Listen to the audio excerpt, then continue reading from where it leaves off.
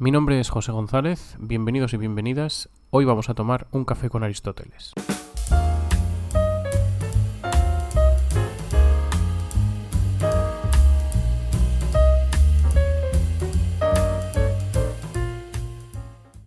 Con este cuarto episodio comenzamos una pequeña serie acerca de la propuesta aristotélica de la ciudad ideal, del estado ideal, y concretamente en este primer episodio de la serie nos vamos a centrar en algunas consideraciones preambulares sobre la vida mejor para el ser humano, que es en definitiva, o que será en definitiva, la finalidad de la ciudad ideal. La primera investigación que Aristóteles nos invita a hacer a este respecto, con el fin de descubrir cuál es el régimen político mejor y por consiguiente el modelo mejor de ciudad o de comunidad política, consiste en determinar cuál es la vida más preferible para el ser humano y si esa vida es la misma para la comunidad y para el individuo en particular, o si por el contrario difieren. Como ya habíamos visto en el segundo episodio, la vida preferible para el ser humano, atendiendo a su naturaleza racional, es la que lo lleva a la felicidad, entendida esta como una actividad de acuerdo con el ejercicio de la virtud y por tanto como una actividad racional. No obstante, la virtud no parece ser lo único que hace feliz a las personas. A veces ni siquiera forma parte, de hecho, de las cosas que las hacen felices, aunque sin duda alguna lo virtuoso contribuye siempre a ello. Las personas felices, nos dice Aristóteles, son aquellas que poseen en una determinada cantidad o intensidad bienes de los tres tipos, tanto bienes del cuerpo como externos como bienes del alma. La discusión o el desacuerdo no consiste en si las personas han de poseer estos bienes para ser felices, puesto que todos asumimos que deben tenerlos, sino que radica en a qué bienes debemos darle más o menos importancia y en qué cantidad es adecuado tenerlos atendiendo a cada tipo. Siguiendo esto, el filósofo escribe que el modelo de la situación comunitaria cambia con base en qué importancia le damos a los distintos tipos de bienes. Por ejemplo, la tendencia mayoritaria parece ser la de darle más importancia a los bienes externos y, en específico, a los materiales. Razón por la que solemos poner mucho más empeño por conseguir que estos aumenten frente a los bienes del alma, como por ejemplo la virtud. Aristóteles nos advierte de un error fundamental que cometemos en relación con esto. Un error que posiblemente está condicionado por lo inmediata que es la satisfacción y la recompensa psicológica que otorga el disfrute de los bienes externos y materiales. Es cierto que, tal como hemos construido el mundo, tendemos a premiar lo rápido y lo identificamos con lo eficaz, lo deseable o lo perseguible o incluso con lo bueno. Y solemos aborrecer el trabajo para la consolidación de la virtud por su naturaleza lenta y laboriosa. A consecuencia de esto, es prácticamente una obviedad decir que en el mundo de hoy, como ya señalaba Aristóteles hace más de 2000 años, seguimos cometiendo exactamente ese mismo error que nos lleva a priorizar los bienes externos sobre los del alma. El error del que hablamos, del que nos habla Aristóteles en la política, es el de asumir que cualquier grado de virtud ya basta para considerarnos lo suficientemente virtuosos. Pero que no obstante, en lo relativo a los bienes externos, como la riqueza, o como el poder o el reconocimiento, buscamos proveernos siempre de cuanta mayor cantidad de ellos mejor. Pero, sin duda, aquellos que ponen por delante los bienes externos a los del alma, se equivocan en relación con lo que les permite precisamente conservar esos bienes. En primer lugar, los bienes del alma son más importantes que los bienes externos porque son previos a ellos, es decir, nadie se hace virtuoso a través de conseguir muchos bienes externos, pero sí al revés, o sea, a través de la virtud sí pueden adquirirse más y mejores bienes externos. Eso sucede porque los bienes externos surgen muchas veces de la suerte o del azar, pero la virtud no aparece por suerte, sino que surge de la buena educación y de la repetición de acciones virtuosas, para lo que es necesario poner la intención en ello y trabajarlo. Veamos un ejemplo que clarifique esta cuestión. Imaginemos un individuo claramente inmoderado, una persona que no ha adquirido la capacidad para controlar sus impulsos en lo que refiere, por ejemplo, a gastar dinero. Es esperable que si ese individuo se volviera rico de repente, dilapidaría su riqueza precisamente porque no sería capaz de controlar cuándo ni cómo gastar ese dinero. ni tampoco de evaluar cuáles son realmente sus necesidades, cuestiones para lo que debe haber sido entrenado, educado específicamente, en este caso en la virtud de la moderación. Por ello, la vida feliz solo puede corresponder con la de aquellas personas que, además de gozar de determinado nivel de bienes externos, gozan también y previamente de bienes del alma, como por ejemplo la virtud, que les permite controlar y manejar esos otros bienes, por lo que a mayor virtud, mayor será la felicidad a la que puede llegarse, ya que mayor será el control sobre el resto de bienes. En otras palabras, nadie se hace virtuoso o feliz por casualidad, al menos en sentido estricto, pero sí es posible hacerse rico o famoso por casualidad. Incluso es posible llegar a un cargo político por esa vía. La felicidad, tal como la hemos definido en el episodio 2, es fruto del trabajo, del estudio y, por tanto, del esfuerzo. En segundo lugar, al buscar la superabundancia de bienes externos, no contamos con que la naturaleza de esos bienes, en cuanto a su acumulación, es finita. O dicho de otro modo, que no es posible acumular ad infinitum ese tipo de bienes. Pero aun en el caso de poderse, una acumulación ad infinitum les haría perder una parte muy importante de su significado y por tanto de su utilidad. El exceso de bienes externos, por ejemplo, el exceso de riqueza, o bien nos perjudica, por ejemplo porque nos vuelve avaros o soberbios o nos empuja a vivir por y para la satisfacción y la obtención del placer, o bien carece de una utilidad real, puesto que en su acumulación llega un momento en que el acumular más y más dinero no implica una diferencia sustancial en la capacidad adquisitiva, o sea, no implica una diferencia importante en nuestra capacidad para comprar o adquirir cosas. No obstante, los bienes del alma sí que admiten esta sobreacumulación. Por ejemplo, la virtud admite esta sobreacumulación. Cuanta más virtud se consolida, mayor es su utilidad, porque en relación con los bienes del alma, el exceso siempre nos hace mejores. Esto es fácil de ver si pensamos que la virtud es el resultado de la educación, ya que ninguno de nosotros diría nunca que alguien es demasiado educado como algo realmente malo o malo per se. De hecho, el exceso en la buena educación puede percibirse como extraño, pero nunca como realmente censurable. Pensemos, por ejemplo, en alguien extremadamente educado que asiste a una reunión muy informal, incluso a una reunión espontánea de amigos. La censura estaría muy probablemente motivada por la exageración de lo bueno de sus modales, pero no sufriría por ello, o no sería razonable que sufriera, una exclusión por parte de los demás.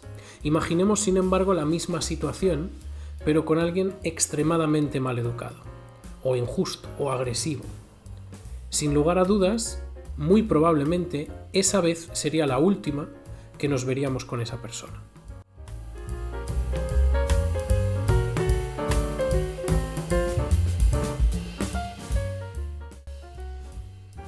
En el rincón etimológico de hoy tenemos un par de palabras que serán, estoy seguro, muy reconocibles para todos, y además de un uso más o menos habitual, ya sea porque las usáis o las habéis usado en vuestra vida diaria, o porque las habéis oído, por ejemplo, en las noticias, a poco que sigáis la actualidad política.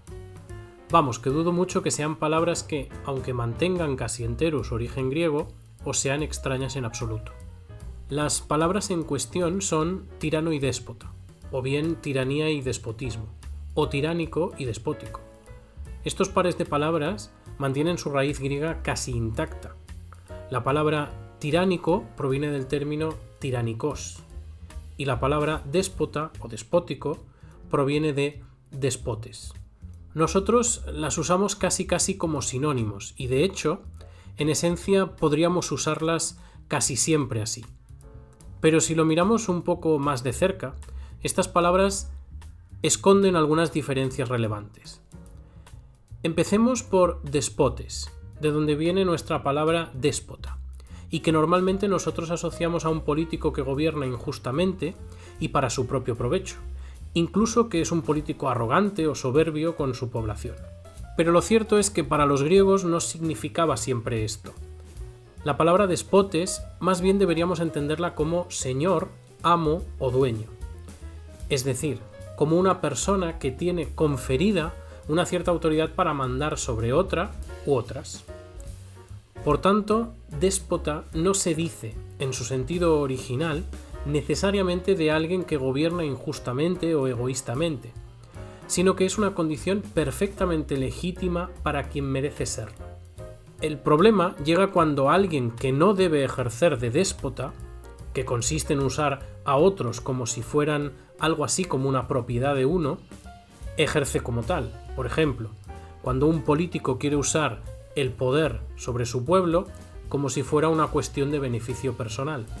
La palabra tirano o tiranía es también bastante interesante.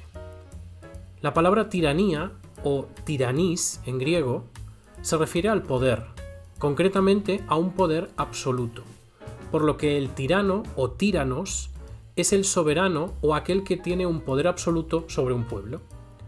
Por tanto, y aunque Aristóteles en este episodio nos ha identificado ambas cosas por cuestiones del tema del que nos estaba hablando, lo cierto es que despotes y tiranos tienen una sutil diferencia. Mientras despotes es más bien una condición natural o jurídica que se refiere a cómo un individuo, el déspota, usa a otros como sus propiedades, el tiranos es una posición política que se refiere al uso del poder político, a un uso obviamente de un poder absoluto. Por tanto, sí, son cuestiones semejantes, pero no del todo iguales.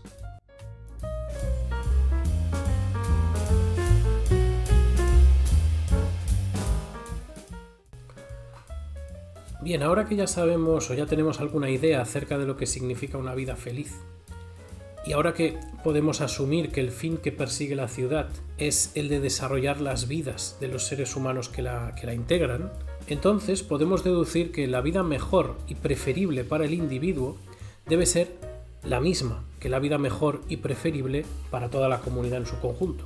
Debemos averiguar de todas maneras cuál es exactamente de las vidas que persiguen la virtud, que son las mejores, cuál es la definitivamente más preferible y, por tanto, aquella según la cual se erigirá el régimen político ideal. Vidas de acuerdo con la virtud, Aristóteles nos presenta dos: la vida política y práctica, o vida activa, y la vida teorética y desligada de todas las cosas exteriores, de todos los bienes exteriores, también llamada vida contemplativa. En primer lugar, Aristóteles examina los pormenores de la vida activa y muy concretamente se referirá al deseo de dominación, como uno de los fines centrales del político, como uno de los posibles fines centrales del político. A este respecto, el filósofo distingue tres posiciones: la de unos, que opinan que el deseo de dominar despóticamente a los vecinos es esencialmente injusto; la de otros, que creen que la única vida digna es la vida política y, por tanto, la vida propiamente del ser humano es la que lo lleva a participar en la comunidad en la que vive; y la de algunos otros que defienden que el único régimen que promueve la vida feliz es el despótico, y que por consiguiente el fin del régimen y de las leyes debe ser el de dominar a los pueblos vecinos. En este punto Aristóteles dedica al despotismo una interesante crítica, y muy concretamente en este caso al despotismo en relación con los pueblos vecinos, aunque bien podríamos aplicar la misma reflexión al despotismo de los políticos respecto a su propio pueblo. El argumento de Aristóteles parte de entender que debe gobernarse del mismo modo a todos los que son iguales y de manera desigual a los que son desiguales. Bajo esta premisa no es tolerable que los gobernantes de un pueblo quieran dominar a otros pueblos vecinos igualmente libres, ya que, según nos dice Aristóteles, el pueblo dominador estaría tratando a un pueblo igual de un modo distinto a como quiere ser tratado, lo que no es solo injusto, sino que además es también ilegítimo. El único modo legítimo y justo de mandar y dominar a otro pueblo es cuando este pueblo esté constituido por hombres y mujeres que por su naturaleza han de ser dominados, es decir, esclavos. Pero este punto voy a preferir que lo abordemos en otro episodio. Pues bien, ni la dominación ni la guerra, como elementos que forman parte de la vida política, ni uno ni el otro, pueden ser los fines de la ciudad ideal, ya que se basan en premisas que convierten a sus prácticas en claramente injustas. La guerra y la dominación son, por supuesto, elementos válidos de la vida política, y es una ingenuidad asumir que deben ser eliminados de la constitución de un Estado ideal. Sin embargo, el error está en plantearlas como fines en sí mismos y orientar el hacer de la comunidad hacia ellos. La guerra y la dominación son medios destinados a garantizar el correcto desarrollo de la vida, y concretamente de la vida de la comunidad. Y es tarea del legislador discernir, decidir cuándo esos medios deben ponerse en práctica y en qué intensidad, siempre poniendo como objetivo el mantener al alcance de la población la vida buena y la felicidad. Por ello, la comunidad política puede ser perfectamente feliz por sí sola, siempre y cuando se encuentre gobernada por leyes buenas y rectas, y esté dirigida por legisladores que comprenden que el fin propio de la ciudad es precisamente la felicidad. En relación con la vida contemplativa, Aristóteles transmite la idea de que, en sí misma, esta vida es mejor para el ser humano y para la ciudad, aunque no es excluyente de la vida práctica. Si consideramos que el fin de la ciudad consiste en la prosperidad, entonces la vida práctica es claramente mejor. No obstante, la vida contemplativa es más valiosa, en tanto que es más completa, ya que su fin, su objetivo es ella misma, y se realiza también por sí misma. La vida contemplativa es la vida del estudio, del conocimiento y de la inteligencia. Y esto no tiene una finalidad fuera de sí mismo. Cuando aprendemos o estudiamos con vistas a un fin técnico o a un fin práctico, es decir, estudiamos o aprendemos porque queremos hacer algo que nos permita conseguir algún bien, ese estudio no está motivado por el conocimiento mismo. La vida contemplativa consiste estrictamente en el regocijo por el conocimiento mismo y por el cultivo de la inteligencia, y por nada más posterior. Es por ello que la actividad teórica tiene el fin en sí misma. Estudiamos y aprendemos por la mera tendencia a saber. Ese es el corazón de la cuestión. Y por ello esta actividad es tan perfecta. Y aún más, la más duradera cuando se ejercita. En conclusión, podemos asumir que la vida mejor, tanto para el individuo como para la comunidad, es una y la misma. Y aunque esta vida mejor consista en cualquier caso en la virtud, resulta, materialmente hablando, en cuanto a su contenido, que la vida activa y la vida contemplativa son, hasta cierto punto, complementarias. Y la ciudad ideal tiene como tarea la promoción adecuada de ambas.